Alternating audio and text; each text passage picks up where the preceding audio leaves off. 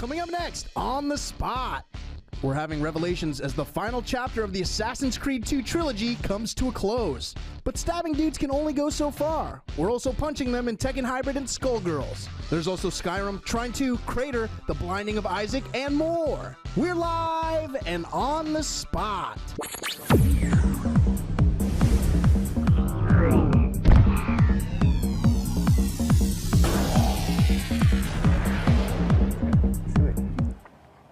Ladies and gentlemen, welcome to the Gamespot studios for another live episode of On the Spot. I'm your host, Chris Waters, and here we are with Skullgirls. You were looking forward to it last week, and they're here this week. Peter, back from Reverge Studios with John, the Ace Fighter, and we're really glad you guys are back here to show off Skullgirls to the eager fans. Yeah, and I just wanted to apologize for us not making it last week. We had, a series of cascading technical problems that got in the way. And yeah, I just wanted to apologize to the fans and thank you guys for having us back. It's our pleasure. It was the pre-show last week was kind of like the perfect storm. Like everything that could have gone wrong went wrong. But we're thrilled you guys are back and you've got Skullgirls loaded up, and we're about to jump right into the menu screen and show folks off what this game looks like. Yeah, so this is Skullgirls. If you haven't heard of it, it's a new 2D fighting game. We're an indie developer. Our lead designer and lead programmer is Mike Zaymont. He's a tournament fighter. The creative director is Alex Ahad, who has a pretty big internet following for his art.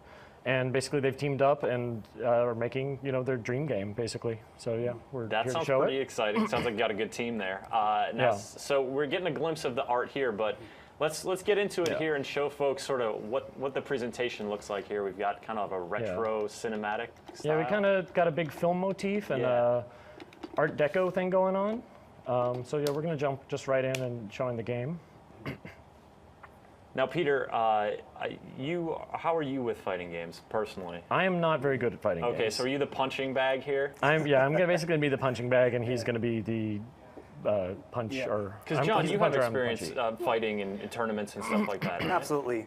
Yeah. Tell us a little bit about that. Yeah, absolutely. Some of you may know me as Tout for the Win on the Blaze Blue community. Long story short, I just like to have a good play a good game that'll actually be fun to play. And when I first saw Mike coming around with Skullgirls before it even came to Reverge Labs, it was love at first sight. Not with Mike, but with the game. I just love the game. And with punching him in the face. Absolutely. We need to switch. Actually, let's show these, I guess.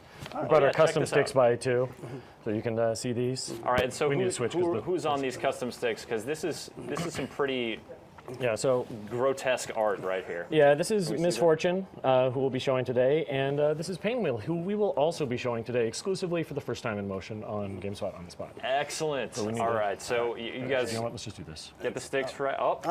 Even better. So who makes these sticks? It's a company called Arcade in the Box. Let's not quit the game. How about that? Okay. And we're right back where we were somehow. Okay, we're just gonna have to. Okay. Well, so anyways, we're here on the character select screen. As you can see, we can pick a team of 1, 2, or 3 characters. Okay. Which is pretty cool because one, it gives you more ways to play. We're a small indie studio. We're gonna have 8 characters at launch, so we're trying to give you more ways to play with them rather than just more characters to play with. So this is an individual choice, though. Like you could be playing with 1 player, John could bring 3. Exactly. But if you're 1 character, you have a ton of extra health and extra damage. If you're 3 characters, you're not as strong, but you have a lot of strategic advantages like tag-ins, tag-outs, DHCs, and stuff like that. So in addition to just each of the characters' separate move sets, you have the team maneuvers as well. Exactly. So you guys gonna mix it up? 1 versus 3? Yeah. Well, wait, did you already pick? Yeah, I already picked. Okay. So yeah, I'll pick 3. Oh, wait, you didn't pick though. Okay. Sorry, we're all back. And there we get a look at Painwheel, who looks like not maybe a person you'd want to bring home for tea. Yeah. No, you're starting out Painwheel? I guess I'll go. And so you're choosing here, as well as characters, you're picking assists?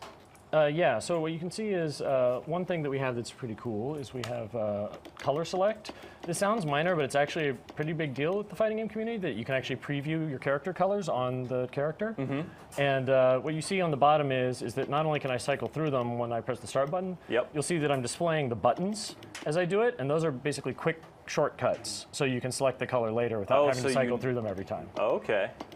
So we're going to have a fair number of colors because we've got a pretty robust color system. What we also have is we have custom assists. So we have a number of balancing mechanisms built into the game in order to keep it from being cheesy. And by solving one particular problem, we were able to open up assists to any move you can input. So I can do any move I want and put it in there.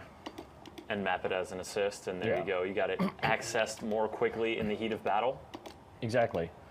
Let's do map crust. And speaking of the heat of battle, we're about to jump right in. And I gotta say, I'm betting on John.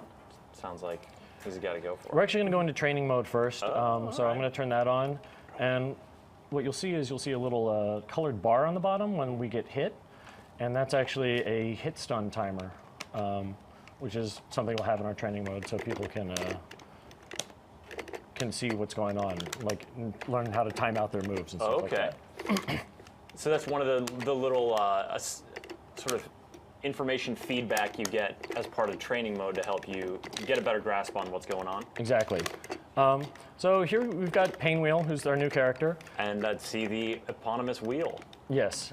She's got a pretty grim backstory like a lot of Skullgirls characters. She was just a normal schoolgirl, and she was kidnapped by the anti-Skullgirls Lab Zero and was infused with Skullgirl blood and turned into the monster you see now.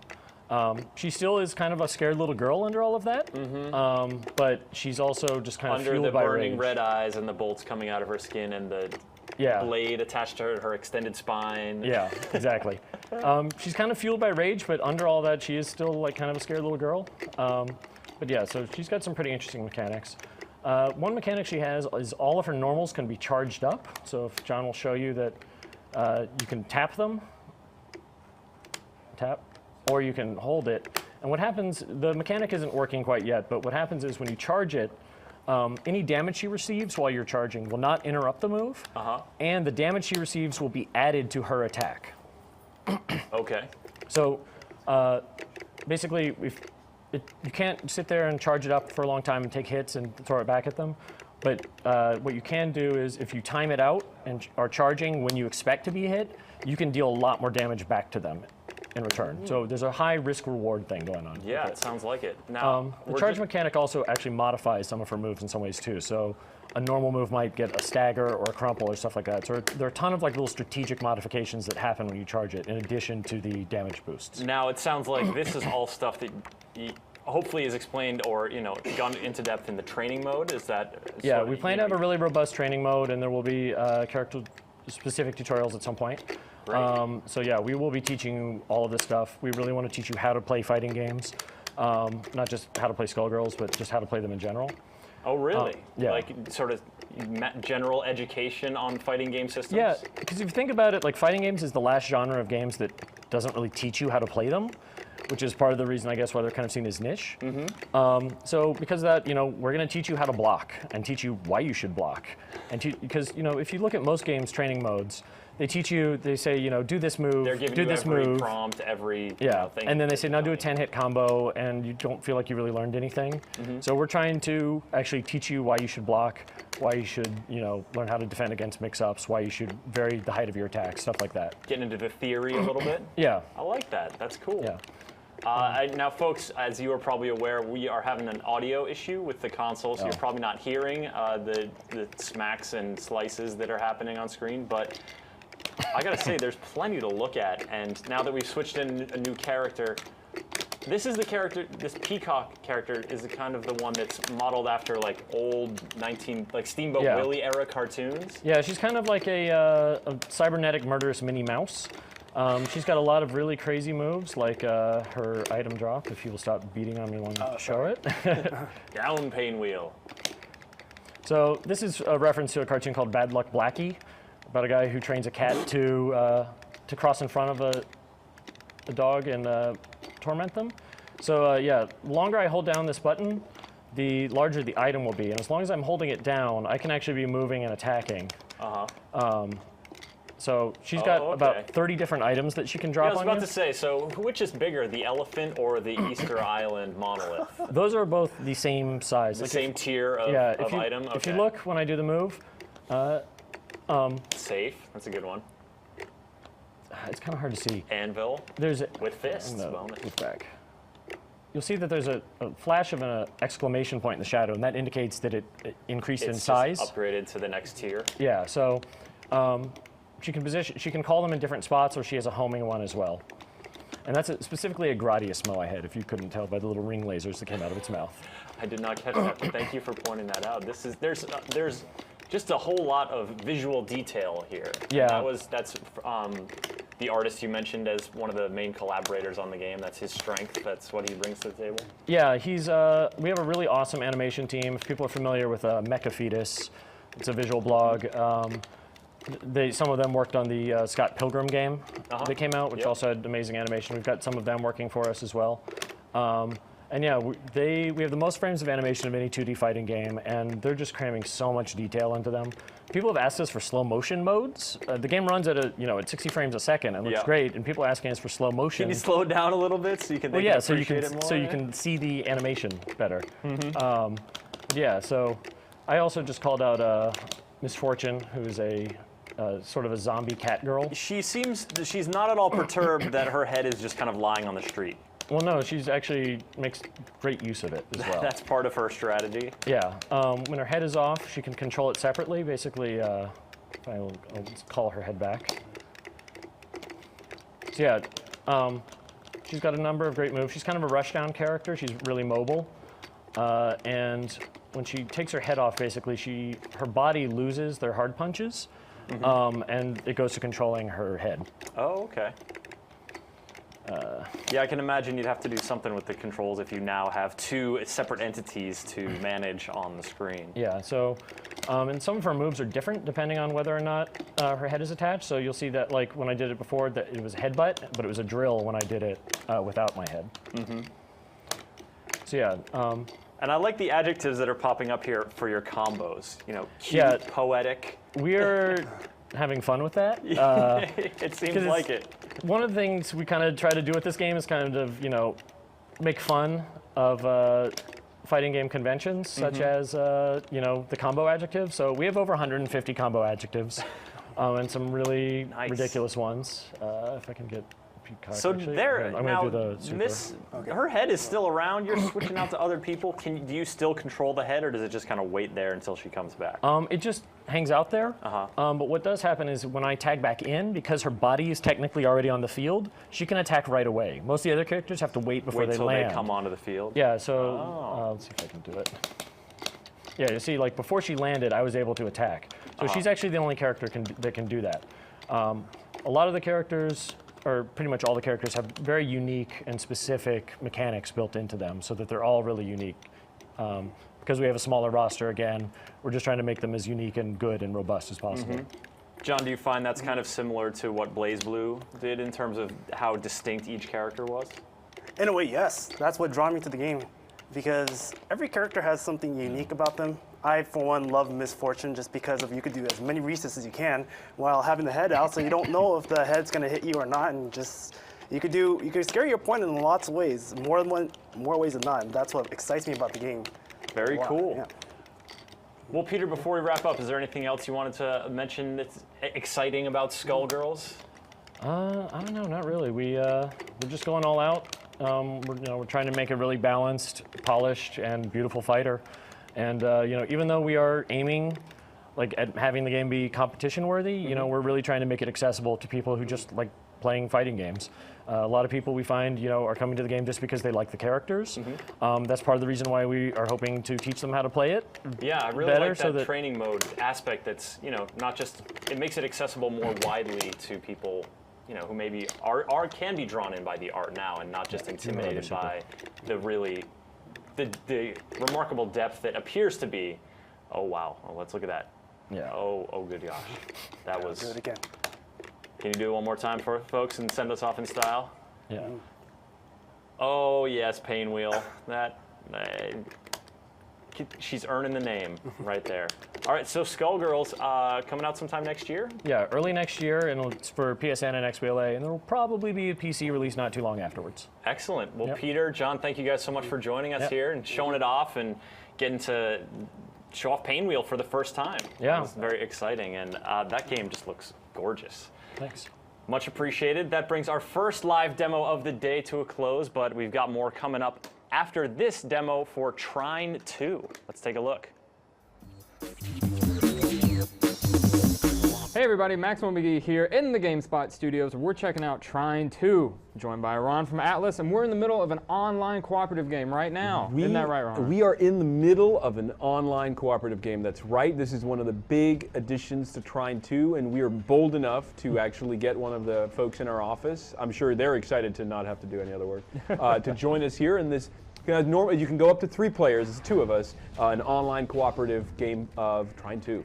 So I noticed when you were playing, when we were warming up here, you were playing single player, you could switch back and forth between the 3 different characters. Right. But now that you have a cooperative person in, can you still do that switching, or are you set to one character? Yes, you can do that switching. However, you're going to be locked to whoever the other player hasn't chosen. Oh. However, there is a mode in Trine 2 called Unlimited Mode that lets you play with 3 knights or 3, I should probably take care of this enemy right here. 3 wizards, 3 thieves. It changes the nature of the game. It kind of mixes up how puzzles can be solved, and that's a big deal. Here, for example, my buddy and I were kind of both stuck. He's actually used a cube up there to hold this gate mechanism up. That's one way to solve that puzzle. We're going to advance here.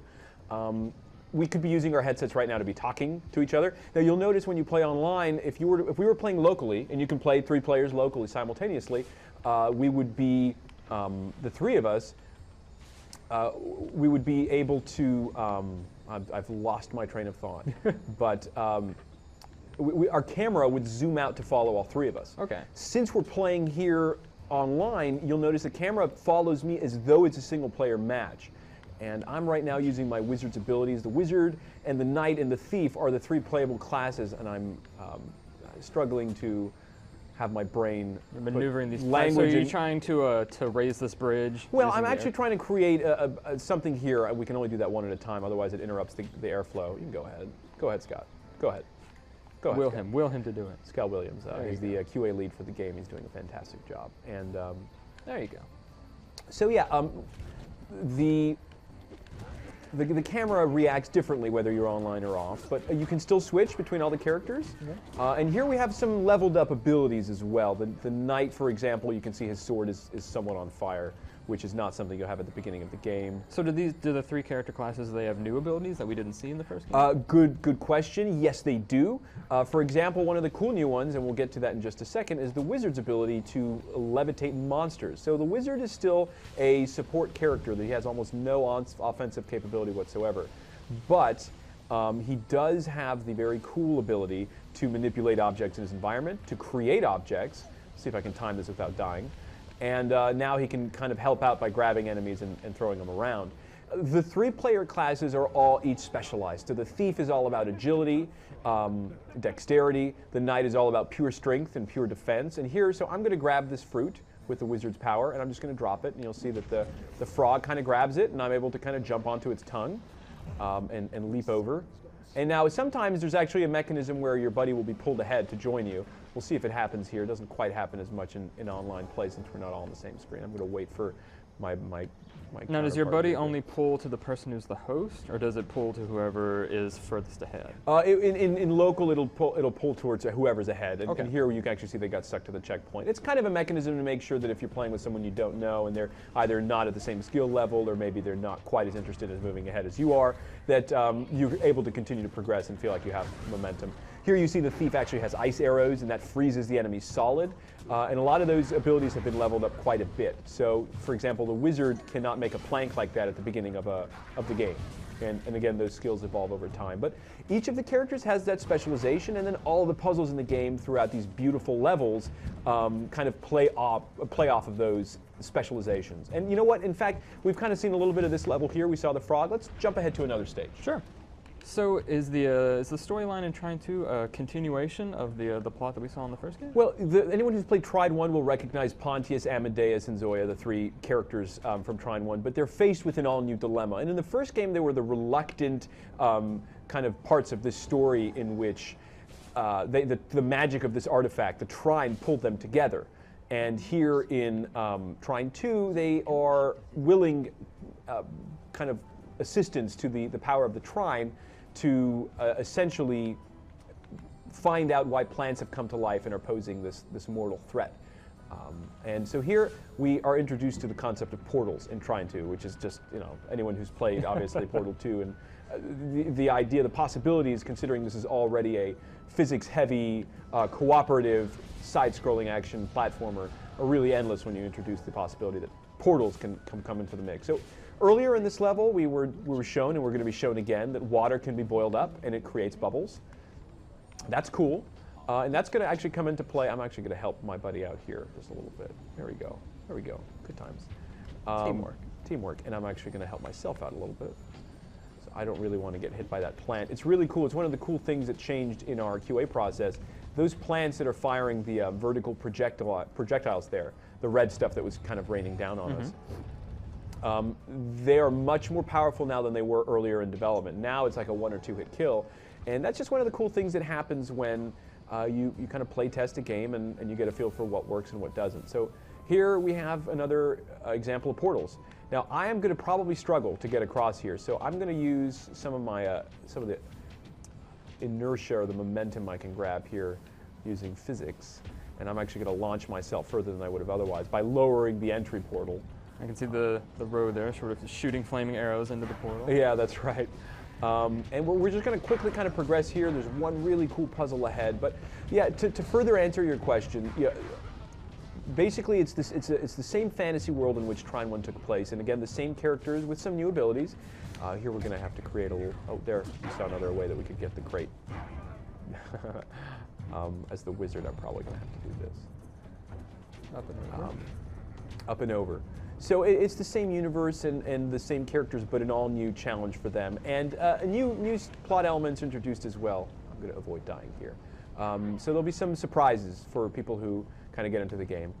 And here we can see there's portals again, and there's fire, and we learned that you can heat kettles and make bubbles. And so we've actually manipulated the portals here to heat this kettle and get bubbles to come out. So just, in a short amount of time that we've been checking this out, we can see that there's a ton of new wrinkles at play, and hopefully no one feels like we've ruined anything for them by showing them all this stuff. But I promise you this game has a number of colorful, hazard and puzzle-filled challenges or stages, and we're excited for people to be able to check it out. Local and online 3-player co-op. All right, Aram, so as we're wrapping up here, can you remind the folks at home when Trine 2 is coming out? Trine 2 is going to be out later this year, this holiday season, winter 2011, for XBLA, PSN, and PC via Steam. All right, well, thank you so much for dropping by. The game looks gorgeous, and we can't wait to play it. The ever-delightful Maxwell McGee will be having him on the set later for some more live demos, but now I got Kevin Van Ord with me to show off Assassin's Creed Revelations. How are you, Chris? Exciting. I'm doing great. Hooray. Yeah, that Skullgirls game was looking really pretty, and we've got nice. another gorgeous game coming up right now. We do. It's all sorts of visual beauty. Assassin's Creed Revelations, of course. This is almost the very beginning.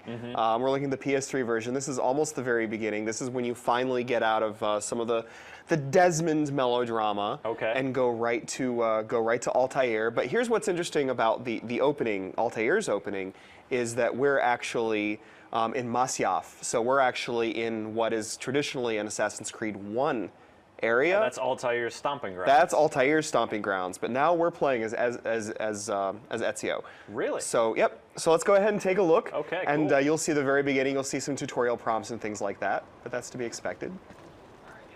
So he is perusing the land of his predecessor. We are, and you actually see this ghostly image of Altair that is sort of guiding you through this area. And right now, I only have fists. Pow. Boom. Fists are all a true assassin Yeah, needs. but this does sort of introduce you to what are some of the new kill animations in Assassin's Creed. So obviously the most dramatic ones are not with your fists. They're actually with You're gonna need sharp some weapons later on. Yes, but it doesn't take so long. And as you can see, Ezio is not alone, but it doesn't take long for him to encounter hidden blades. Oh yeah, just like Mama used to make. Oh, absolutely. And of course, that's a little bit bigger than a hidden blade. Yeah, that's not That's not hiding anywhere. hidden. That's not going to make it through security. And off we go. For what it's worth, I'm a sucker for snow in games, so of course this delights me Are greatly. you enjoying it? Oh yeah. I think what I like about the snow here is the way that it's blowing on the off the ground, Oh yeah. and not necessarily just the falling, but the way that it's the wind and the sort of sweep of the light snow. And obviously we've got some wonderful, wonderful violence, because we all know I'm so into the violence. Oh, you're very into some bladed violence. And as before, we can be extremely cruel and loot their bodies. Pyrite coins. This isn't going to do me a whole lot of good, but I just can never stop. It's got that RPG kind of thing going on where you stop and loot. But this does sort of talk about one of the new mechanics in Revelations. Those are materials that you can make bombs with. You can pick up things to make bombs with, and eventually there are apparently like hundreds of different types of bombs. What? That you can make. That's so many, Kevin. It is a lot of different bombs. Although I kind of got used to the whole poison bomb thing.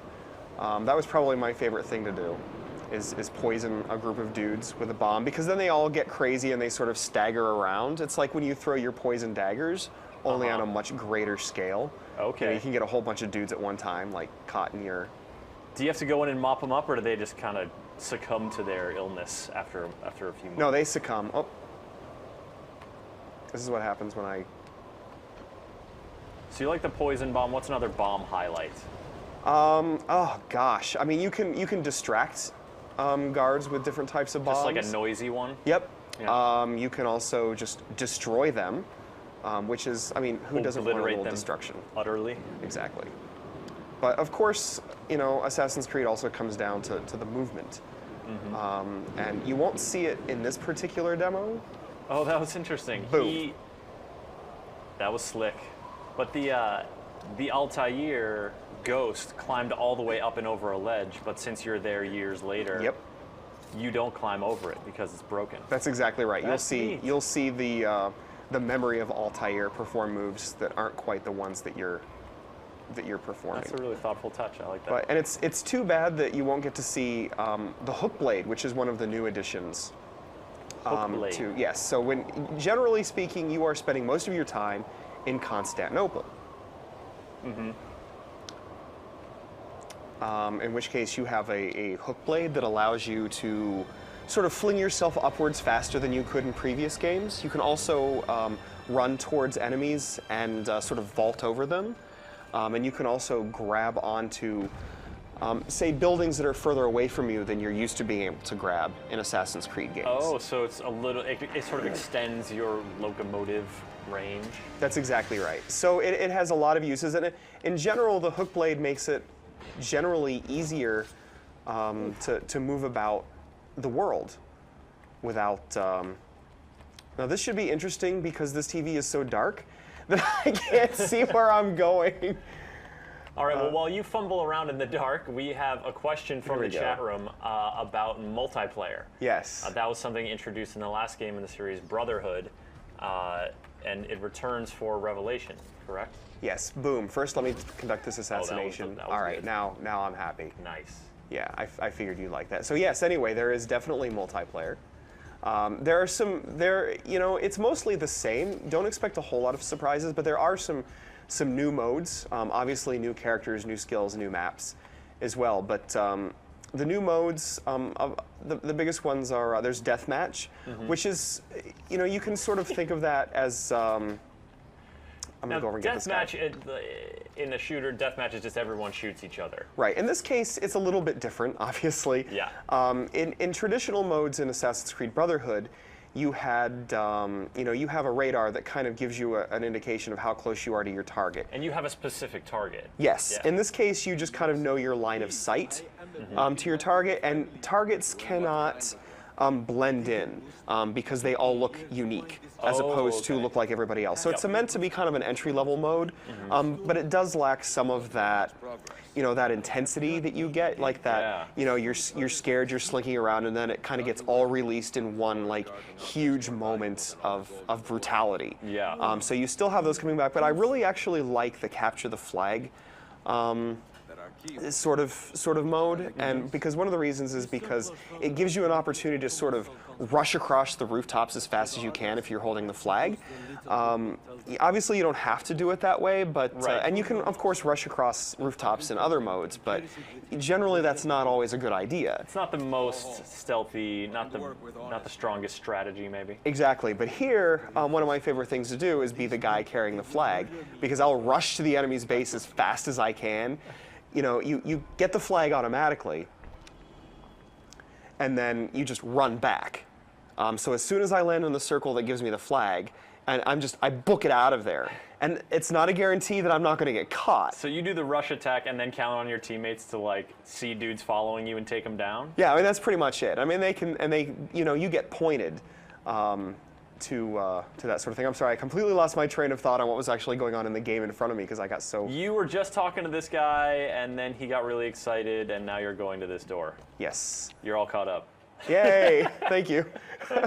But yeah, was there a specific request about the multiplayer, or was it? Well, there was a question from the chat about it, and another question from the chat that does involve multiple players is asking about any kind of cooperative play. There is no cooperative play. Okay. Yeah, it would be interesting to see that implemented. I'm not sure how that would work exactly. Like team assassinating or something? Well, you do have that. I mean, there are team modes in the multiplayer, but they're not cooperative modes. They're not in the sense that you would think, you know, you're cooperating in the story. And this is really neat because, of course, if you're in Assassin's Creed 1, this is where your training ground was.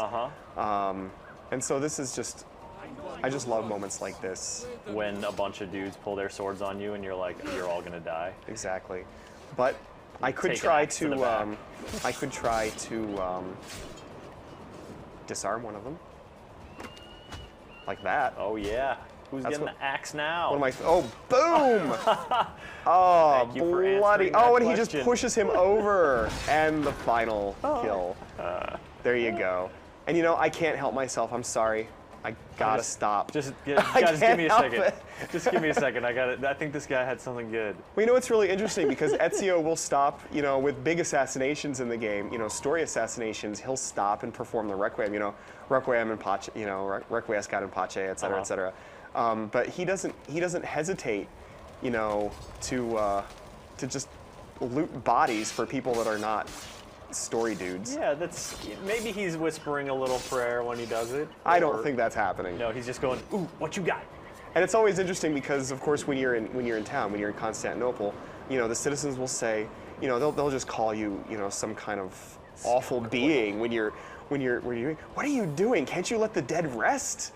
Which is funny because they're getting more annoyed that you're looting the dead, not that you just totally murdered that person. Of course, they're worried that I'm looting. It was a different world. Well, I don't think, you know, they may not have seen the actual murder. You know, maybe they're not concerned about that. It wasn't as blatant. They just see this dude in elaborate robes. I'm making that up. The corpse. I'm just making that up. Of course they've seen it. Well, as we're wrapping up here, we got one more question from the chat room, and this is, I think, cuts right to the heart of what people really want to know about Revelations. If you could swivel it around so we can see Ezio's face. Does Ezio dye his beard? What do we think? People are asking that? Yeah. I'm sure that if there is well, you know, he is somewhat gray, but if I had to guess, if this were modern day, all right, Ezio would be one of these guys who would keep a little bit of natural gray in there, but, you know, like try to cover up most of it so he looks natural, but we all know what's really going on. But we all really know, and that's fair. He's using dye that he got off of somebody he murdered. Right. I mean, and not that I would ever dye my own beard. Yes, I do. Well, but at least you don't do the murder beforehand. That's right. And there's one more thing I might as well show off since I'm here. This is the introduction to the parachute. So you can jump forward. But there's no hay bale, Kevin! Oh. But now, check that out. And you buy parachutes, they're expendable items. Okay. Just like knives. You don't fold that one back up and put it back in your pocket? No, they are expendable items.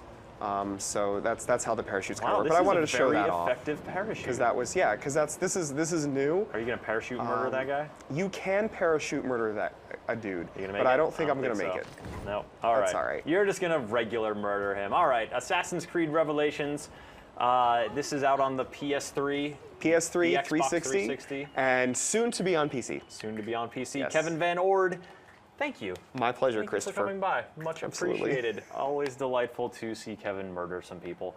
And speaking of horrible video game death, we're talking about Call of Duty. This week in Call of Duty is a video feature we put together to keep you guys updated on what's happening in that very active multiplayer community. Well, let's take a look.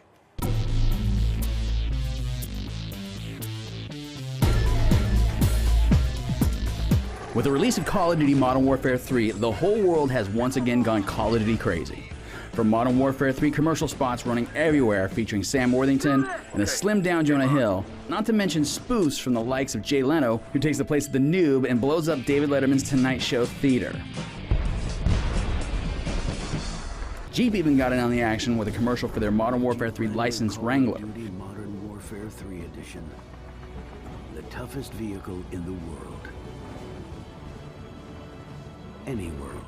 As I'm sure most of you know, Doritos and Mountain Dew have teamed up with Activision to provide double XP codes, which are surprisingly printed on the outside of the packaging. How nice! Thank you, Mr. Doritos! Hype and commercial marketing aside, one thing was the talk amongst the Call of Duty community this week.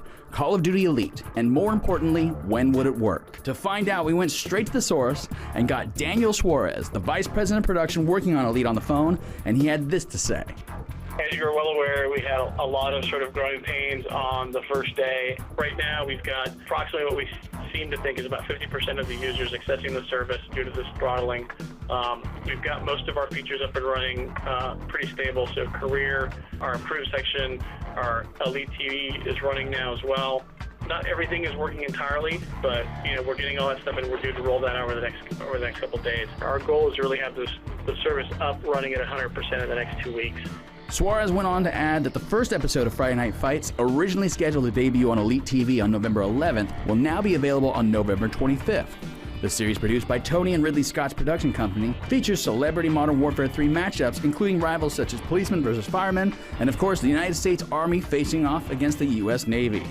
Speaking of Call of Duty Modern Warfare 3 content, one place that was definitely not holding back was YouTube.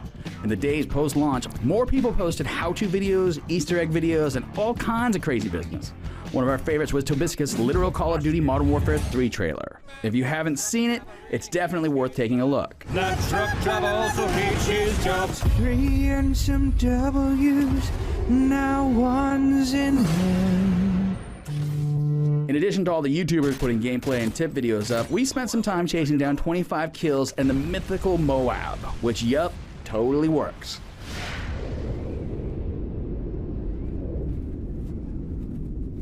If you missed it, we posted one of our starting blocks that talked about several ways to rank up faster for the general new population, as well as a video looking at the Modern Warfare 3 headphones, which have some pretty cool features. The Delta is a 5.1, 7.1 surround sound headset via Dolby headphone.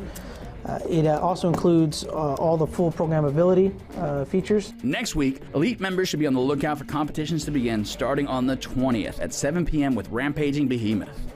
Participants that place in the top 10, 25, or even 50% of participating players will receive one of 3 digital badges depending on where you place. That's it for this week in Call of Duty. Be sure to join us next week when we give stuff away and bring more info from the world of Call of Duty.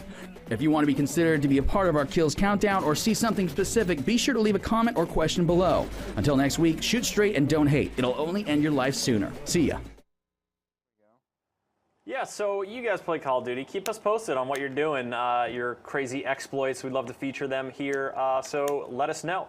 Now, as promised, Maxwell McGee. What's up, buddy? What's crack-a-lackin', Chris? Thanks for having me on the show. You tell me, man. You got the sticks. I do have the sticks. The singular stick. Just the one stick. Yeah.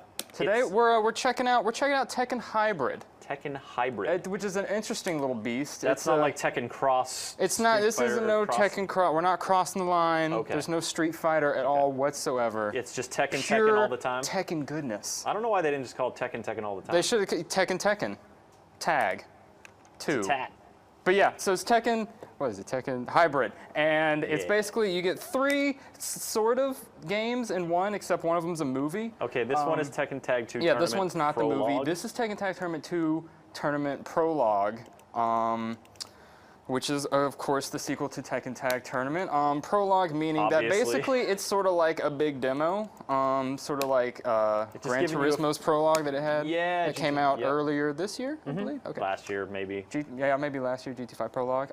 But yeah, basically, you can play as 2 Skullgirls or 2 boogeymen. Wow. And sort of get a taste That is of just what really Tekken a Tag great Tournament combo. 2 is going to be. Oh, and they have these really awkward opening cinematics here, you can see. Yeah. Look at that. They're ready to go. This just She's got pink is hair. the weirdest. It's pretty weird. This is the weirdest fetish matchup ever. Oh man, so here we go. I'm gonna I mean, totally it's not whale on weird, this it's guy. pretty straightforward. So you Nice. see the game, it looks pretty nice. I'm pretty trash at Tekken, so don't expect anything too amazing. You know what? You're doing all right. You're punching the demon as a robot schoolgirl.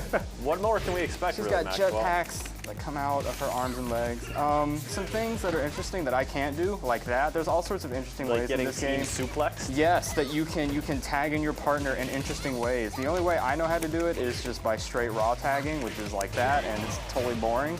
But you can also do, like you saw the 2 boogeymen, one of them picked him up, threw him up in the air, the other one jumped out and kicked him in the face. That's pretty awesome. I wish I could do that. You can't do that just by like mashing a whole bunch of buttons right now? I mean, I've been mashing buttons. Oh yeah, feel it.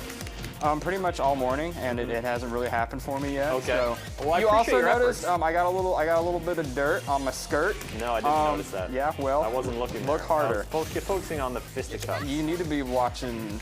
Okay. The whole character model. Is that what you're saying? But yeah, you can totally like you can get a little bit of environmental effects on your clothes. Okay. It's amazing. But yeah, so this is but 1/3 of the incredible. You can do stuff like that. See, I don't even know how. You can make One theoretically can do stuff like that. Also, Nice. a la the previous win. Tekken Tag, I Good believe, job. or Tekken Street Fighter, if you defeat one part of the 2-person team, then you lose the whole round.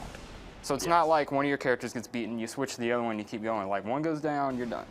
That's what just happened. That is what just happened. Oh okay. yeah. What, did you level up your outfit? I did not. That's That's because that's the person I'm gonna be fighting against. But don't look at this because it's totally boring. Also, it's got 3D if you're into that, which I'm not. So we're gonna go back to the title screen. Are you not into 3D, or do you just not have a 3D television? One of those things is the truth. Both. Can you figure out which Both one? of them. I actually have to go back to the PS top menu. I'm not a big fan of the 3D. No? It's not doing it for me. Okay. Is it the glasses? My problem is the glasses like pinch the back of my head because I have a big head. Oh, see, I've got a big head too, and it happens all the time. You get a little bit of that, and just like whenever I'm watching anything in 3D, it always looks kind of blurry. Even when like it's at the best, most awesome, like stuff's flying at the camera, 3D moment, and you can still see the blur like happening. How are your eyes in like normal life? You got My good, eyes are, good vision? I mean, pretty good. Yeah. I mean, I'm getting a little double vision on you right now, but that's just day to day for me, so I don't really think about it too much. That's fair. That's what I do to make my presence known around the office. Yeah? It's this little shuttering You technique. do? Oh yeah, you do the. It doesn't pick up on camera, The vibrating, but if because you you're ever moving meet me too in person, fast. Yeah. It's something about wavelengths and science. So we're checking out the other main part of the Tekken Hybrid collection here. This is Tekken Tag HD. It's You forgot to say tournament. Tournament. I'm gonna just go ahead and be straight up with you here. It's not gonna look as good as what we just saw, because this is the HD remake. I'm gonna believe it when I see it. Of like a PS2 launch. I believe it was launch, or at least launch window. All right, so we got plenty more characters We got than lots the of prologue. characters. This is a full, Yep, full-on it's Tekken the game. full shebang. I'm gonna pick Brian because he's awesome, and I'm gonna pick Beck.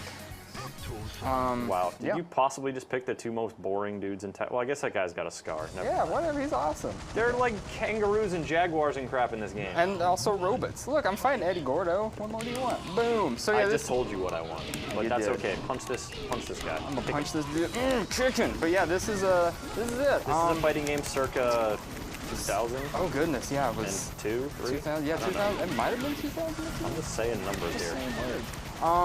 As you can see, something I think because I was looking at it and I was like, something just kind of weirds me out about this game, and I couldn't really put my finger on it, and I think it's the lighting on the character models. You notice like they don't really do, well, they seem to do a little bit more in this stage, but they don't do a whole lot with just dynamic lighting and Where's the shadows. light coming from? I know, it's just like the characters are just kind of lit Like up. his abs are as lit, if they're and lit up his internally. triceps are lit. Yeah. It looks, maybe it's a lighting from below, but then, Yeah, yeah, what's up? Boom. Take Kick you in that, the shins. What is up? Not you. Oh yeah, that dive move is so silly, by the way. I know. If somebody did that to me in real life, I'd be like, you look ridiculous. But then they probably knock the wind out of me, so. This lady needs to know that she's not just raising the ire of Brian by kicking him in the face, but also that of PETA. That's true. But then again, Brian Fury, he's also wearing some sort of like weird spotted animal pants. I suppose. Totally gonna kick this dude with my tight jeans. Wow, you really did, didn't you? Yeah, so that's good work. That is Tekken Tag Tournament HD. Now there's a third part to the Tekken Hybrid collection that we unfortunately did not have access to. That would have it just would have been the icing on the cake, and that is Tekken. Can you describe this delicious icing to me? Blood Vengeance 3D, which is a Tekken movie. A movie? A movie. Tekken movie. I have no idea what it's about. Is it a live-action Tekken movie? No, it is a CG Tekken movie. But from what I've seen a couple of trailers, I've seen some snippets. It looks absolutely ridiculous. This guy has ridiculous hair, so I think I already win in terms of not looking completely ridiculous. I'm just bald, so. You just have no hair. I don't know. Which would you rather have, Maxwell? Absolutely no hair or ridiculous hair? Well, you've made your choice I have already made my choice. But yeah, so yeah, you can totally get the movie. I think there's a Tekken coming out on the 3DS, which will also include the Tekken Blood Vengeance movie. So you've got options, or you can just buy the movie by itself. You can totally watch movies on your 3DS. You can totally play movies on your 3DS. And in 3D. In 3D, we're living in the future, Chris. We do. We are. It's amazing. Look at that robot dude in the background. Just doing some laps. Yeah, he's just prepped. He does not care at all that this man with jeans and this other like Jackie Chan looking guy. No, I don't care. He doesn't even Beautiful cliffside waterfall with rainbow and then boring. He's got walking to do. This guy has a gun at least. Oh. Because they're afraid you might escape this somersault kick in the face. Oh, I almost forgot. Goodness me. One of the best parts of Tekken Tag Tournament HD is making its return. That's Tekken Bowl. Tekken Bowl. Tekken Bowl. That's where you. Can you guess what happens in Tekken Bowl? It's where you're just fighting in a big stadium, and there's thousands of fans, and then there's a marching band playing. I used to when I was in high school. I used to be in a marching band. I played sousaphone. Me too. What did you play? Played the baritone. Oh, nice. Oh, you were one of those baritone kids. Okay, I see how it is. Excuse me? I see how it is. I don't even know what that means, Mr. Sousaphone. Sousaphone. We were the heart and soul. What? You're bowling? I'm bowling. Tekken Bowl is a bowling mode where you bowl with disco balls. I totally messed that up. You bowl with disco balls. You bowl with disco knock balls. Over golden and I'm Batman also I'm a dinosaur bowling with a disco ball.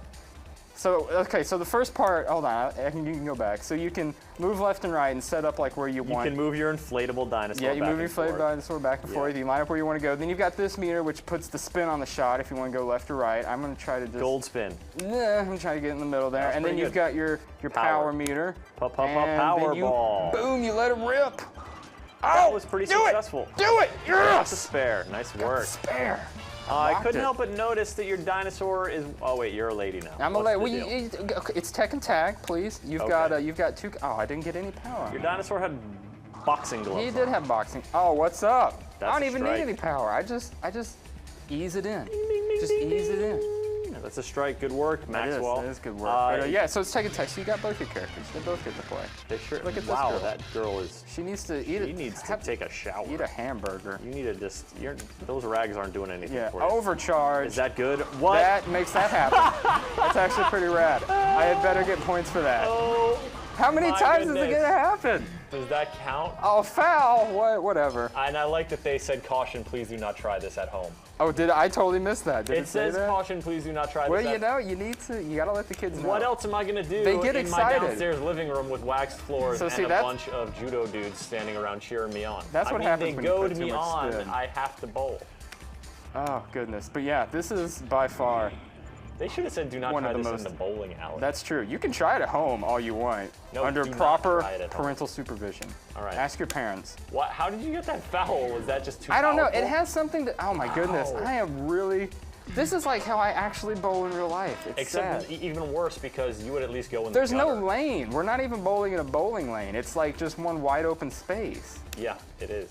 with, you know what? with some flashy signs. What in I the wish you background. could do is like in the bowling alley when you bring like, oh, Wow. gosh, Is that dang even it! gonna I'm make it trying. down Look, I'm just gonna try to aim for like That the didn't middle of even the power look, meter. That power did not even affect it. I You was can put up expecting the you to do- barriers, and then you're like, I'm playing with my son. He's 5 years old. He doesn't know how to roll a ball down a thing because he's a kid. Is that what you and do so you when you put roll up the the. ball That's down? what I do. And you put up the barriers, and then your ball bounces between the barriers. You're when like, you, he's in the bathroom. He'll be back. Yeah, in a no, second I'm now. just gonna bowl his game for him. Or do you 'cause like go give I'm a a kid bad 50 parent. cents? Like, hey kid, Yeah. I'll let you. Let me play this let me take a round on your lanes. let me. That let me sounds do some terrible. hoverboard. Don't try that at home either, Maxwell children. needs That's a some terrible self-esteem idea. boost. I do. I have terrible self-esteem issues. Look, I got meter on that one, and it's not. We didn't catch it on No, that's camera. gonna- you're No, gonna don't cut shoot back that now. one. That was terrible. I totally missed it. You The only shanked thing that hell would out make of this better is if they had that Tekken beach ball mode that I believe was in Tekken 3, and you could you played volleyball. You punched a giant oversized volleyball back and forth. But it doesn't have that. It doesn't have that. That was Tekken 3. All right. So have we pretty much exhausted? I think we pretty much exhausted atmosphere? without getting to show any incredible trailers from Tekken. You guys should look it up. It's incredible. We should almost do a Bluffer's Guide just on the Tekken universe. On the 'cause Tekken universe it's because it's so absurd. It's very dense and absurd. I'm looking here, Maxwell, and I'm saying we got a tape segment coming up, but you're sticking around. I'm sticking around. We got something else coming down the pipe. It's going to be a little less whimsical. It is going to be. It's going to be a little more depressing. Before we jump out of here, I made a note. Tekken Hybrid coming out on the PS Triple November 22nd. November 22nd? Yep. That's next week. Whoa! So you guys Neato. can look it up then.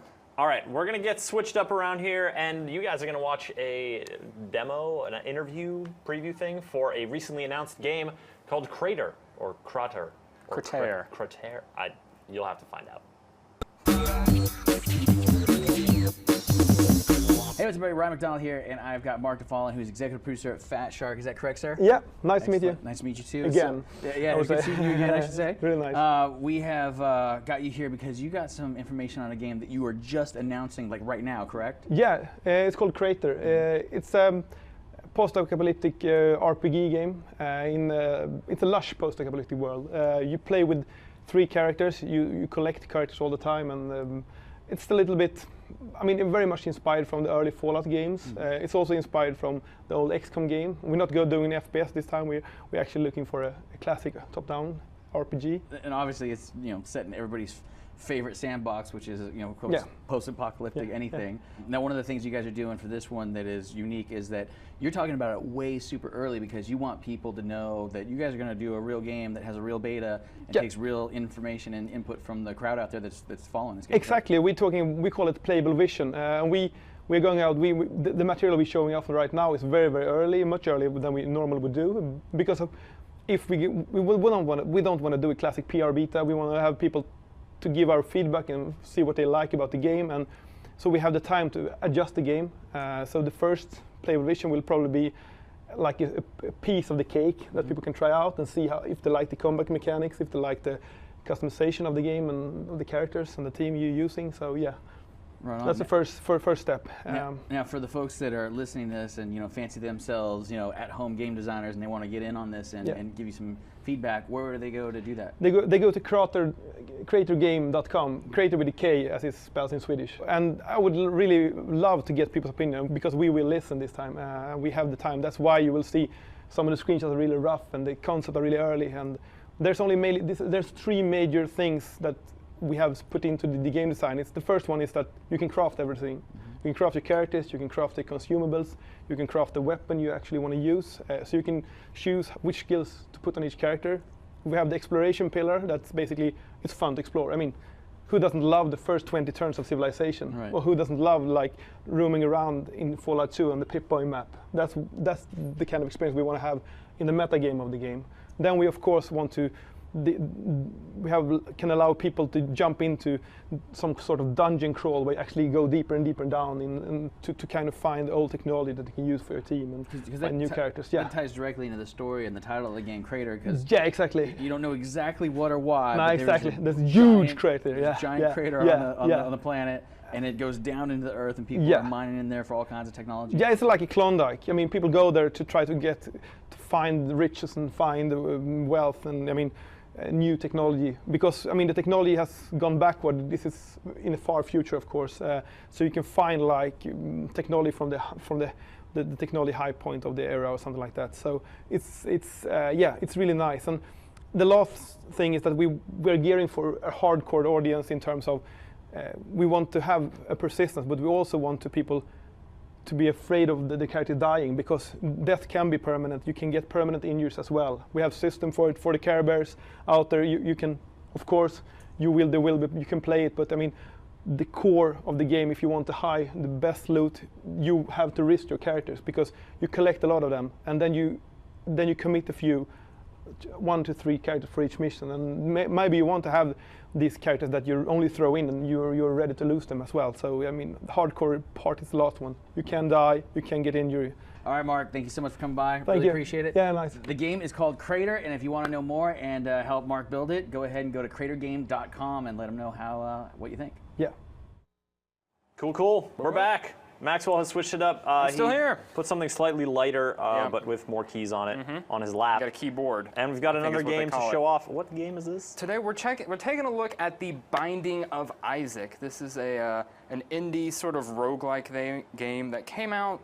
It's been out for a little while now, a couple of weeks at least, but it's developed almost entirely by Edmund McMillan, who makes up one half of Team Meat, who of course developed the wildly popular Super Meat Boy. Yes, that was a very great game. That of course means the game is super awesome. Cool. Now, as we jump in here, define for the folks at home what a roguelike is. When you say that.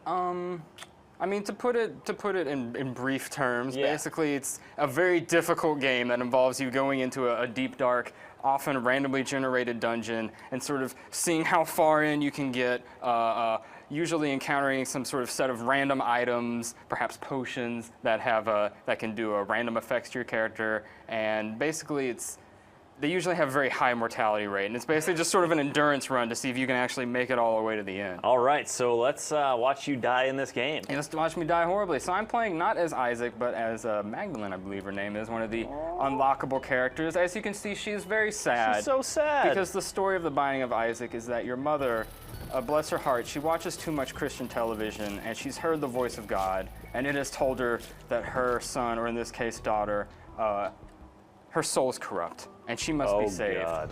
And so Isaac, or rather Magdalene's mother, she does her best to try to remove all of the evils from her child's life, but it just doesn't work. And God comes to her again and tells her that she must basically kill her offspring. Ye gads. I know. So it's a bad time. This so of woman course is not right. The kid freaks, panics, finds a trap door. My mom is psychotic. I'm freaking out. Yeah, my mom's gonna totally stab me with a knife. Why don't you get that coin? What's the deal? I can't get that coin because I don't have any bombs yet, and I gotta blow up these rocks. You can't push the boulder? Over here is the door that leads to the boss room. There's a boss in every stage. You don't want to go there I don't yet? want to go there just yet because in every, we're in basement one right now, and so in every area, there's a special item room.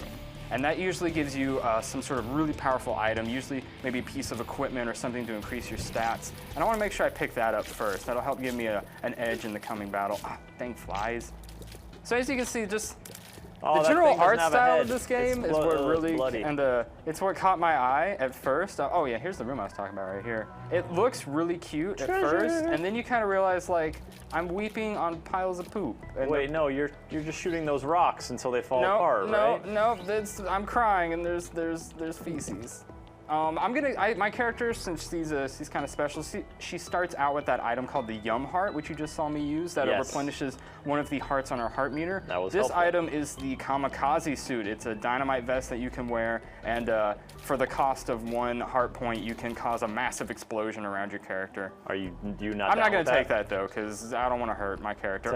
Life is a precious resource in this game. Why are they smiling? They're smiling, but they're not really smiling. They're really sad and demonic. But yeah, this game is completely twisted. It looks cute at first because, it's all bubbly and cute. Nice colors. You've got decapitated heads that are bleeding everywhere. You've got gross gore left over. Later on, there are characters that leave pus and other forms of excrement all over the battlefield. It gets really gross really fast. I'm gonna go ahead and pass up the rooms that are down here because I've already hit the big item room. There's always an item shop too, but I don't really have any money just yet. So I'm gonna take it to the boss. Yeah, we're gonna take it to the boss and see if we sure you can. don't want to go kamikaze? No.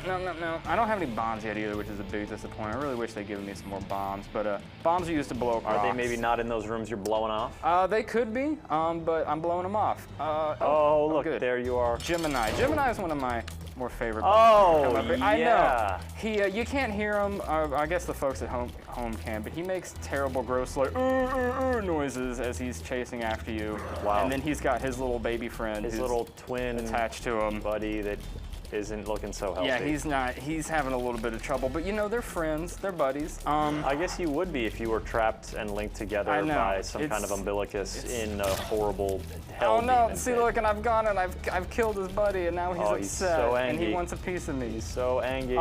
But yeah, the bosses are also. It's not that like the bosses like gameplay makeup is random or anything, but there's a random set of bosses that you can encounter. This time I happened to encounter Gemini, but I could have also encountered today the Duke of Flies, who's sort of this bloated floating head that has a giant mouth, and it'll open its mouth and you can see inside it's just a horde of flies, and it'll cough out flies onto the battlefield that'll try to attack you.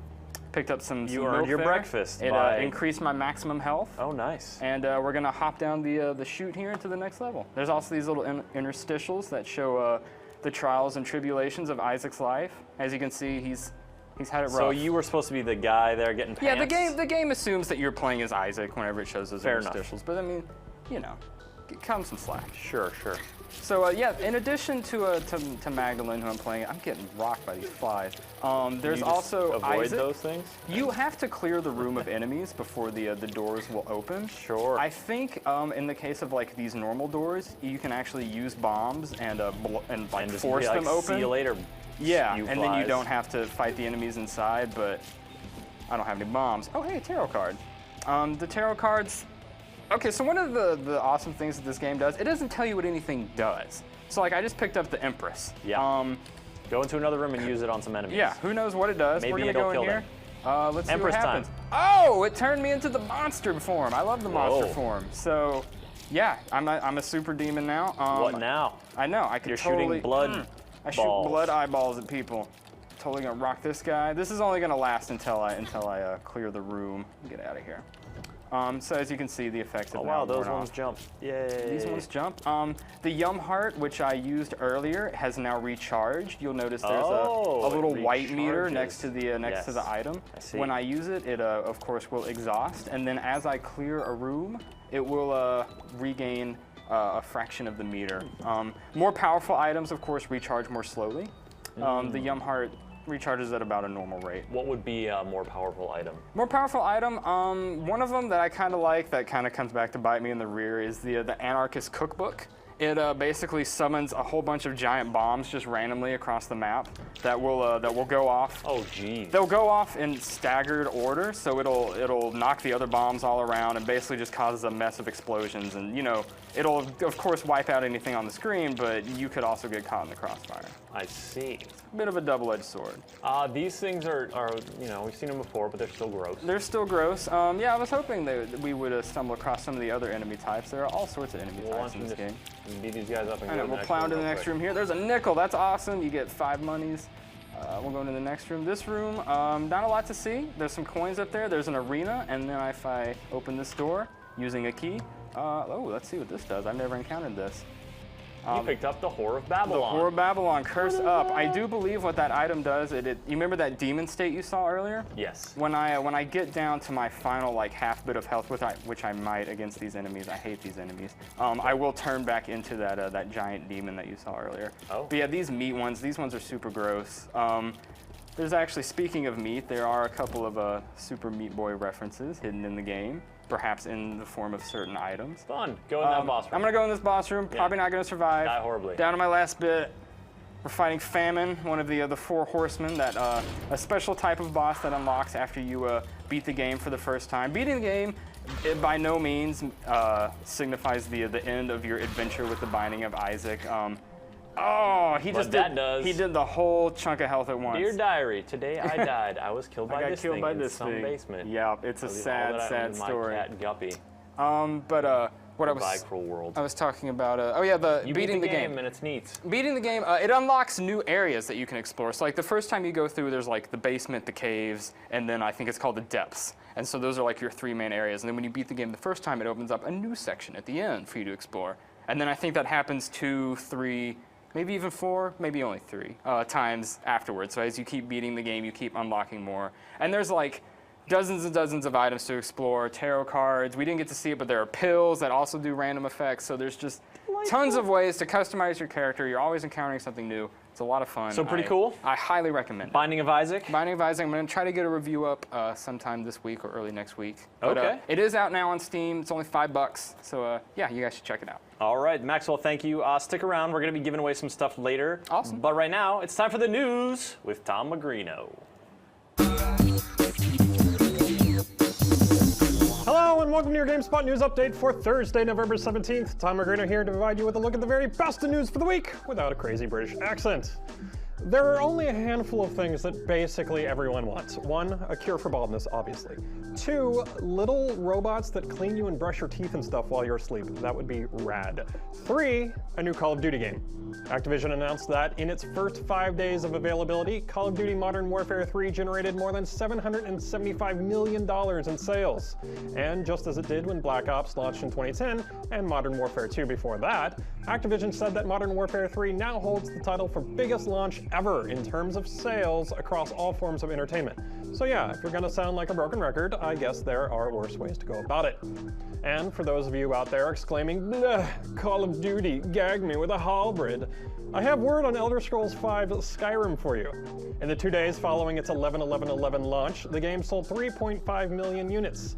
All said, Bethesda expects the game's initial launch shipments to generate $450 million, which is not bad for a game that contains absolutely 0 AK-47s. Okay, I think we'll close with a little baseless speculation and rumor mongering. It has been reported by the internet that EA, Ubisoft, and quote, other unspecified major developers, end quote, have already begun working on games for Microsoft's next Xbox. That's a capital N and a capital X there. The console is said to be, and you like all this passive voice here, right? The console is said to be due for release in late 2012. Sony too has been said to be working on the PlayStation 4, with quote, one major Sony-owned studio now working exclusively on the new console. When we asked Microsoft and Sony about these new rumors, they responded with a ha ha ha ha ha. It was weird. Okay, that does it for today. For more on these stories and other news headlines, head on over to news.gamespot.com. That man is recording the video hotspot as we speak, talking with Tom McShay and Peter Brown about Legend of Zelda Skyward Sword, and you can expect that tomorrow maybe next week. I don't actually know the timeline, but it's coming. It's coming. Right now, we're going to toss to a tape segment in just a sec, but Maxwell has found some pills in the horrible dungeon full of poop and monsters. Yeah. And he ate them. I ate them because what else are you going to do? And what happened? It made me have a stupid face because I ate pills. And I found pills, and I didn't know what they did. And that was stupid. And it was stupid, and I shouldn't have done it. And now you look like an idiot. But yeah, a lot of the items that you find in the Binding of Isaac will alter your character's appearance, usually for the worse. Yes, as we see here. As we see. I'm going to go into the boss room here. Hopefully I won't die. All right, now, while Maxwell tries to fight famine again with his cretin face, we're going to take a look at starting block for Skyrim. Maybe you've heard of that game. People around the office have been playing it like crazy. One of the biggest Skyrim fans in the office is Justin Porter, and he put together some tips, along with Curtis said, on how to get started in Skyrim and presumably not die horribly. So here you go.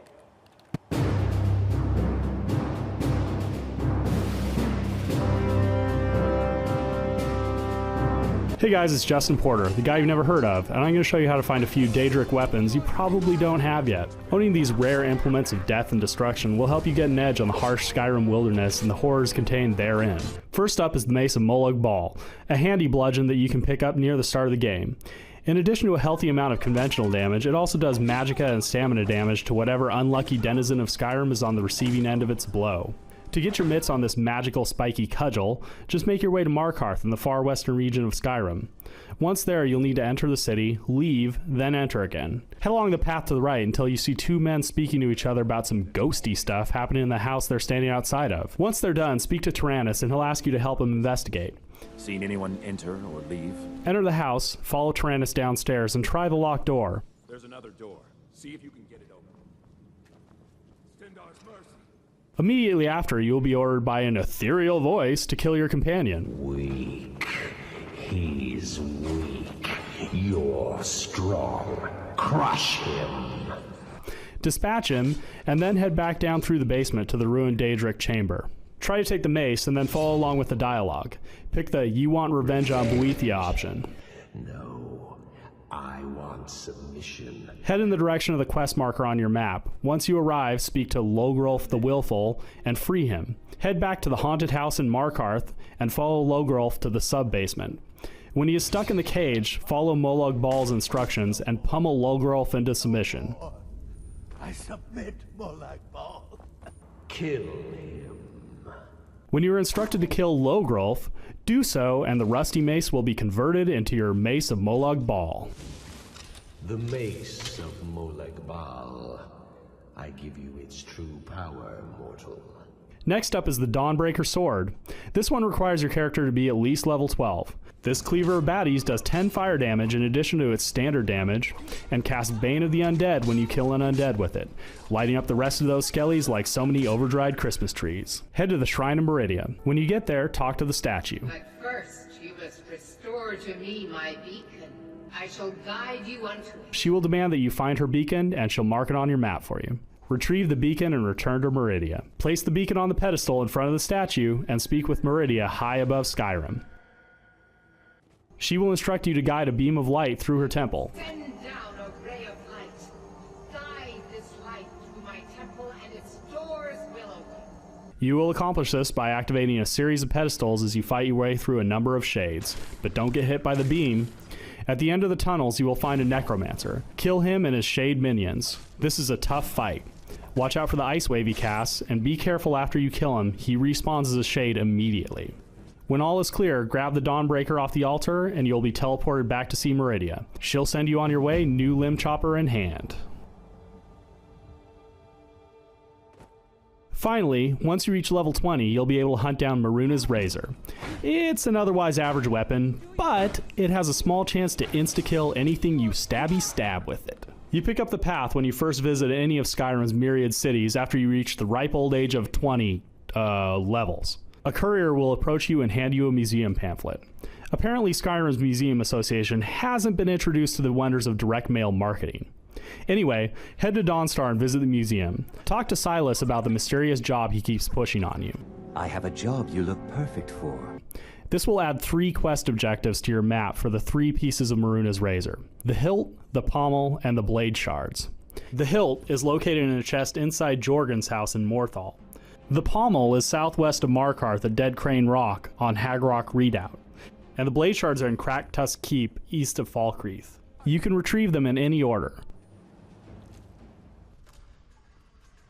Once you've retrieved all 3, return to Silas. After speaking with him, leave and meet him at Dagon's shrine. Once you speak with Dagon, he will order you to kill Silas. Kill Silas.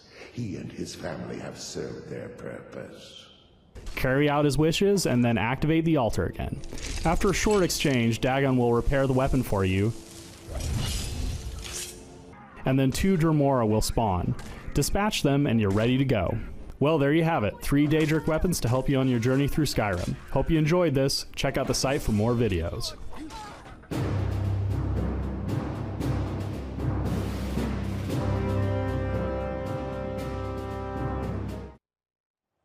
I think the real takeaway from that tip is if Justin Porter has something that you want, give it to him. He's gonna get it. Or he One will way or the murder other. you. And even if you just give it to him, he might be commanded to sometimes- murder yeah. you by some disembodied voice. But I'll tell you, it doesn't hurt your chances. Yeah. Those are some cool weapons. I think I might pick up that bludgeon. Yeah. I like that. It's good to know. What's going on, Emo Hair? Emo Hair, I just found Brother Bobby. I'm not entirely sure what Brother Bobby does, but Oh, I'm he certainly... follows you around and creeps everyone out. He's gonna help me shoot at stuff. That's awesome. Oh, Let's see gosh. who lies beyond the boss door here. I'm playing as Eve now, by the way. Oh, Larry Jr., he's not so bad. He's not so big. He's just a crazy worm monster. Kind of poops everywhere. Two crazy worm monsters. Two crazy worm monsters. But you have your little familiar with you. Yeah, I'm playing as Eve now. She's a little different from Isaac and Madeline, who you saw earlier. She has a little bird friend that will come out after she gets hit for the first time, and it'll attack enemies around her. Is the bird friend in the box? No, that's a cube of meat. Sort of nudge, nudge, wink, wink. If you collect enough cubes of meat, I believe you can fashion your very own Super Meat Boy. However, I have not successfully done it myself. Like run Otherwise, right now fast? it sort of hangs around you. I think it can block projectile attacks if it gets in the way. Oh, here we go. Got my reward. Got Mom's lipstick. Put it on. Now I got a little goop face. Wow. Got a little gobbledygook on my face. More disturbing than before. All right, let's roll digital downloads before I start weeping from this game. What's up, Game Spotters? This is Aaron Sampson bringing you a list of top digital downloads this week on Xbox Live, PlayStation Network, and Wii Shop channel. New this week on Wii Shop, a picture may be worth 1,000 words, but that's assuming the picture isn't in 1,000 pieces. Okay, maybe not 1,000 pieces, but Pinocchio's puzzle for 500 Wii points takes the story of the famous long-nosed liar and breaks it up. Literally. Am I getting the point across? I'm saying it's a puzzle game. On PSN, rawr, it's Jurassic Park the Game, episodes 1 through 4 for $29.99. The terrible lizard race is back from extinction and angry as ever about not having opposable thumbs. Set during the first Jurassic Park movie, but following a separate set of silly mid-sized mammals known as humans, players try not to become fossil fuel by way of a dinosaur's digestive tract, and a few million years in the ground as dinosaur poop. New on XBLA, ever wanted to be a fly on the wall? How about a fly that shoots lasers from its face? You can do that in Exotic for 800 Microsoft points. This indie arcade title has you racking up point chains by collecting orbs, terraforming, and shooting whatever this thing is across 23 levels. Oh, but newly available this week on PSN. If you slept through all of 2010, man, you must be well rested. But you didn't pick up the 9.5 scoring Red Dead Redemption. Well, now you can for $39.99. Red Dead Redemption Digital gives you a front row seat to 1911 America. And for another $19.99, which probably would have made you filthy rich back in 1911, Red Dead Redemption will throw in some zombies with Undead Nightmare. Also, the expansion lets you ride the 4 horses of the apocalypse. So there's that. On XBL this week, we have a lemon and a rancid lemon. The lemon is our 2008 nominee for least improved sequel called Dynasty Warrior 6 and will run you $29.99. The title scored a fair 6.5, but here's my philosophy. Since the bad guys have all the intelligence and ferocity of a wooden stump, just think of it as a really good lumberjack game. You know, where the lumber holds swords and stuff. Next is the Rancid Lemon, our 2.9 terrible scoring Bomberman Act Zero for $19.99. If you value time, money, or yourself, skip this title. If you must buy it, it's like $4 or less anywhere else on the internet. In game demos this week, worth looking at is on PSN, Little Big Planet 2 Special Edition, and on XBL, make sure to check out the Michael Phelps Push the Limit demo, the Rayman Origins demo, full title already video reviewed at an 8.5, and Happy Feet 2 the video game. In new DLC this week, PSN has Uncharted 3 Drake's Deception Multiplayer Accessory Pack 1 that adds a bunch of Killzone items, and 4 Saints Row the Third add-ons, $1.99 to $19.99. XBL also has Saints Row the Third DLC by the name of the Invincible Pack, which is a bundle of cheat codes for 240 Microsoft points. Finally, card duelers can pick up a Magic 2012 Deck Pack 1, also for 240 Microsoft points. In game trailers on PSN, we've got footage for Medieval Moves Deadman's Quest, The Darkness 2, Max Payne 3, and Aliens Colonial Marines. On XBL, check out video on the animated short Assassin's Creed Embers, Hitman Absolution, Connect Sports Season 2, and Rayman Origins. That's all the time we have. Join us next week for our top picks of digital downloads. Now Maxwell and I are going through our trivia prizes here to give you guys an idea of... stop that. Okay, that noise goodness, is horrible. sorry. It's that terrible Don't touch styrofoam. I won't touch it. To give you guys an idea of what we're going to be giving away shortly. Put that lid back on. Okay. We'll just talk about what's over here. Okay. It's a whole bunch of Halo stuff because Halo Combat Evolved Anniversary came out this week. Review went up yesterday. That game is great. Still, 10 years later. The remastering is just stunning. It's very, very well done. And so we're giving away a copy of the game. And we're giving away some other stuff. We got games. We got vintage collector's items and various Halo accoutrements. We've got the Halo interactive strategy game. Look at it. This thing's huge. Maxwell's going to prepare a 20-second spiel on what that game is all about. I'm going to read. He's going to deliver it. After we take a look at a quick video teasing our upcoming coverage this weekend, sending a bunch of folks to Providence, Rhode Island, where the season finale of, I believe it's the season conclusion, of Major League Gaming, the championships are going down there this weekend, and we are going to be broadcasting live this weekend and just bringing a whole lot of coverage from the MLG competition there. And we're giving you a quick look right here.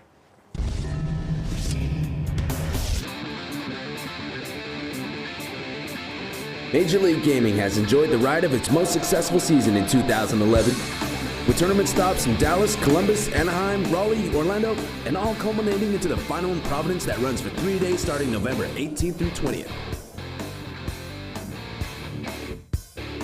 Titles will be on the line for Call of Duty Black Ops, Halo Reach, StarCraft 2, and League of Legends, as well as over $1 million in prize money, not to mention bragging rights. 3 main stages showcasing all 3 of this season's Pro Circuit titles. Huge brackets full of top talent, tons of new spectator activities and ways to get involved, contests, giveaways, special events, and more. Tune in this weekend to Gamespot.com for all of your Major League Gaming coverage in Providence, Rhode Island.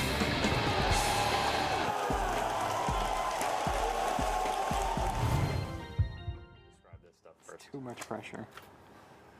All right, we figured it out. Obviously the game, that's self-explanatory. This is like a Halo grab bag, so you're gonna win one of these prizes, but you don't know which one. The game is one of them. Then we've got this little retro item, some Mountain Dew game fuel from the launch of Halo 3. Yes, that was 4 years ago, and yes, it comes with the soda cans. Drink it at your own risk. This is game fuel, Dew with an invigorating blast of cherry citrus flavor with other natural flavors. We got that pack, which is delightful. And in here, it's the box for the Halo Reach Legendary Edition. Doesn't actually contain the game, but does contain that big old statue of Noble Team, if you remember. It's pictured in a really tiny image here. Trust me, there's like all sorts of Spartans on there. All 5 of them, and you could be winning that. Or this interactive board game, which Maxwell's going to tell you about right now. Go. Okay, so first off, it comes with an interactive DVD for enhanced gameplay. That's totally awesome. If you've ever played perhaps the sort of board game Zombies, it seems like there might be some similarities there. You've got basically you've got your team, and then you've got the enemy team, and you've got character cards, and basically you want to go around, you want to pick up weapons, and you want to roll some dice probably, and you want to kill the enemy team and be the winners. You can capture the flag. And if you want to win you these can play prizes Slayer in a board game form. All right, I gave you a little extra time. I appreciate the enthusiasm, though. That was good. It's modular. All right, if you want to win one of these prizes, you're going to have to answer the following trivia question. Name one of the Spartan 2s, other than John 117, that is known to have survived the destruction of Reach.